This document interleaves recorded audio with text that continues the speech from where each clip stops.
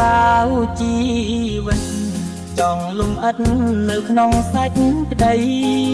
ជីវិតកាត់មកប្រក្រៃមានតម្លៃក្នុងខ្សែភ្នែកគេពីលើដល់ក្រោមក្នុងចំណោមចូលមិនចំទេព្រោះខ្ញុំអ្នកក្រខកគេ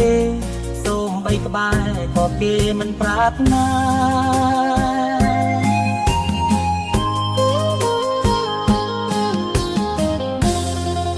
កើតម